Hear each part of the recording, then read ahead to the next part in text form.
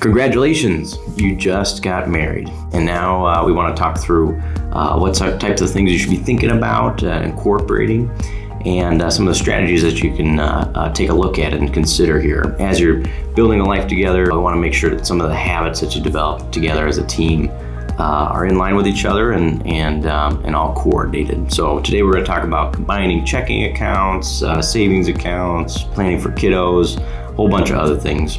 So I hope you enjoy, and looking forward to chatting some more with you.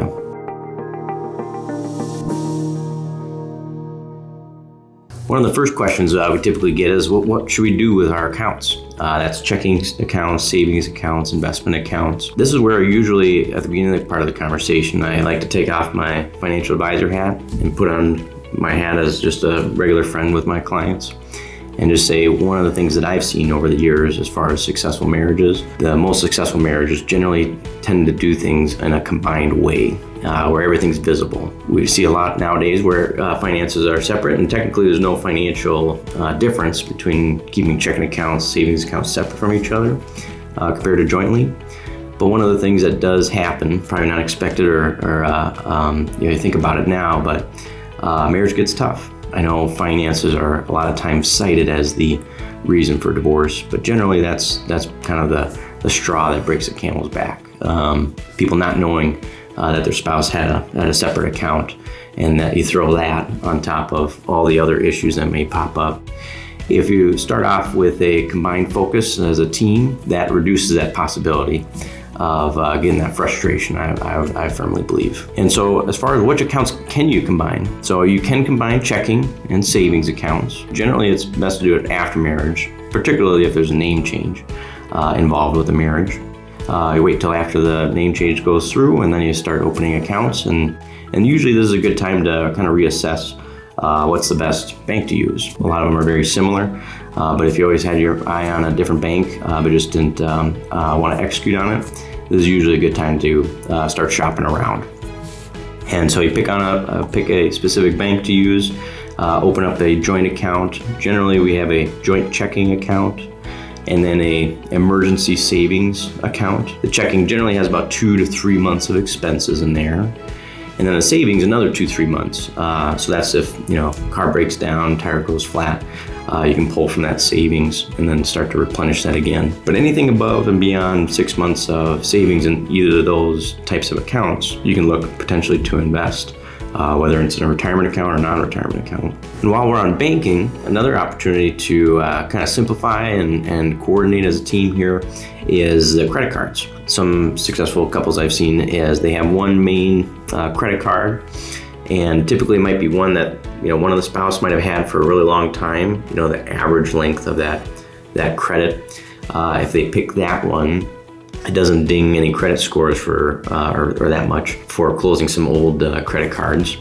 And so that might be your main credit card, and then you might have one for extensive travel, and then potentially a third one for any business or side hustles that you might have. But you can have that one credit card, but then just add your spouse as the authorized user. So you might go from 6 credit cards down to 2 or 3 on a joint basis there. But one of the keys in married life is just simplicity and execution there.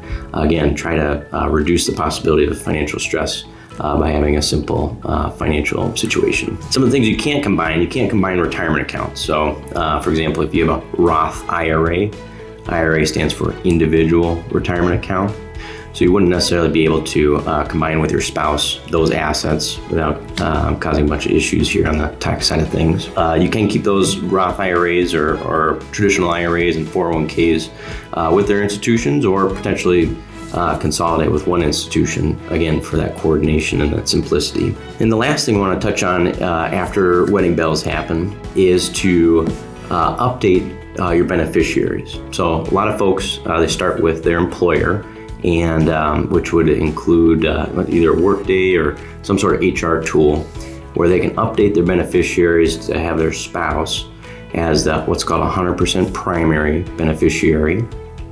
And then maybe as a contingent or backup, if something happens to the both of you at the same time, then you can have that contingent beneficiary be parents, siblings, or eventually kiddos. So usually starting there through your employer, that would cover things like your 401k, any life insurance that you have through work, any disability insurance that you have through work, or other benefits or health savings accounts, for example. And then you go into the individual traditional IRAs, Roth IRAs that you might have.